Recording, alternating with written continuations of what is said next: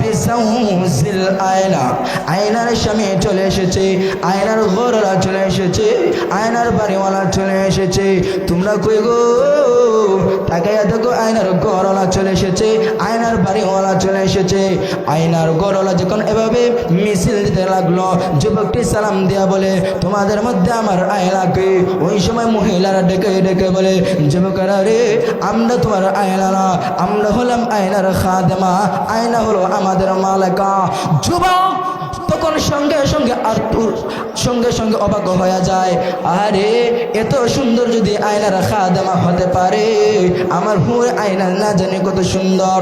এভাবে যখন চিন্তায় পড়ে যায়, ওই সমস্ত হুর আয়নার খাদেমারা বললো, যুবকের রে, আরো সামনে অগ্রসর হও।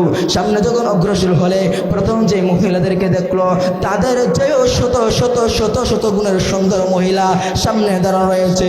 যুবককে দেখার সঙ্গে সঙ্গে ওই হুর আয়নার খাদেমারা ওই যুবককে দেখার সঙ্গে, মারহাবা বিসাউজিল আয়লা, মারহাবা বিসাউজিল আয়লা।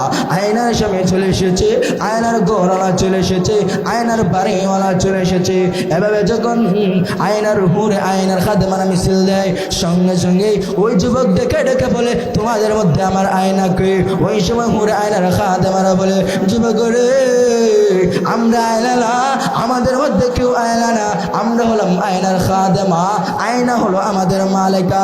যুবক, ওই যুবকটা খুবই ধরনের চিন্তায় পড়ে গেল, আয়নার খাদেমা যদি এত সুন্দর হতে পারে, না জানি আমার আয়না কত সুন্দর। ওই যুবকটি বলে, আমার আয়না কোথায়? ওই সময় আয়নার উপরে আয়নার খাদেমা বলল, যুবক রে, সামনের দিকে অগ্রসর হও। সামনের দিকে যখন অগ্রসর হলো, প্রথম যে মহিলাদেরকে দেখলো, তাদের চেয়ে সুন্দর দ্বিতীয় যে সমস্ত মহিলাদেরকে দেখলো।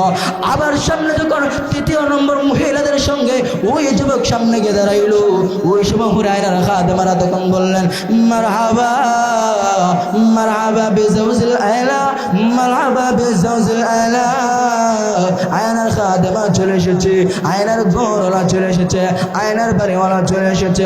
আবার স্লোগান দিতে লাগলো। যুবকটি যখন সামনের দিকে অগ্রসর হইয়া তখন বললেন, ও মহিলা, তোমাদের মধ্যে আমার আয়না কই? ওই সময়ও বললেন, আমরা আয়না না, আমরা হলাম আয়নার খাদেমা, আয়না হলো আমাদের মালিকা। আর ওই সামনের দিকে অগ্রসর হও, আয়নাকে পাবে। যখন যুবক সামনের দিকে অগ্রসর হয়, দেখতে পায় একটা কূপের মধ্যে কি যেন নূর ঝলমল ঝলমল ঝলমল করতেছে। যুবক যখন সামনে যায়, ওই হুরকে দেখিয়া যুবক আশ্চর্য হয়ে যায়, তাকাইয়া তাকে হুরের দিক দিয়া।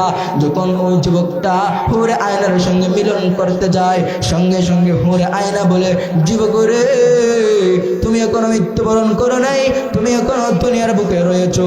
যখন আল্লাহ এবং তার রাসূলের দিনকে প্রতিষ্ঠা করতে যাইয়া, আল্লাহ এবং তার রাসূলের দিনকে প্রতিষ্ঠা করতে যাইয়া তুমি মৃত্যুবরণ করবা, আমার কাছে আসতে পারবা, তার আগে আসতে পারবে না। সঙ্গে সঙ্গে যুবকের ঘুম চটে যায়। যুবকের ঘুম যখন চটে যায়, ওই যুবক পাগল হইয়া যুদ্ধের ময়দানে চাপাইয়া পড়ে। আর শুধু বলে, আমার আয়না কই? আমার আয়নার কাছে আমাকে নিয়ে যাও, আমার আয়নার কাছে আমাকে নিয়ে যাও। ওই যুবক এভাবে চিল্লা পাল্লা করে যুদ্ধের ময়দানে তরবারি দিয়া কাফের কুফফারদের উপরে আক্রমণ করতে লাগলো। আব্দুল ওয়াহাব রাহমাতুল্লাহি আলাইহি বললেন, ব্যাপারে কি বুঝতে পারলাম না, যুবকটির কি হয়ে গেল? তখন যুবক আরো জোরে জোরে বলে, আমাকে আয়নার কাছে নিয়ে যাও, আয়নার কাছে নিয়ে যাও। ওই যুবক আয়নার জন্য ওই সময় যুদ্ধের ময়দানে চাপাইয়া পড়লেন। ভাইয়ারা আমার, বন্ধুরা আমার, বলতে চাই, ওই আল্লাহ এবং তার রাসূলকে খুশি করতে যাইয়া যদি আমরা কাফের কুফফারদের সঙ্গে যুদ্ধ করে নিজের জীবনটাকে বিলাইয়া দিই, আল্লাহর রাসূল সাল্লাল্লাহু আলাইহি ওয়াসাল্লামের বিরুদ্ধে যে সমস্ত নাস্তিক ইহুদি খ্রিস্টানেরা মাথা যারা দিয়ে উঠে, এদের বিরুদ্ধে যখন আমরা আন্দোলন করব, যদি মারা যাই আল্লাহর তৈরি জান্নাতে যাব। শর্ত হলো আল্লাহ এবং তার রাসূলকে খুশি করতে হবে। আর যদি নিজের নামদারি দেখানোর জন্য যুদ্ধের ময়দানে যাইয়া শহীদ হয়ে যায়, যুদ্ধের ময়দানে শহীদ হতে পারবে, কিন্তু জেনে না জান্নাতে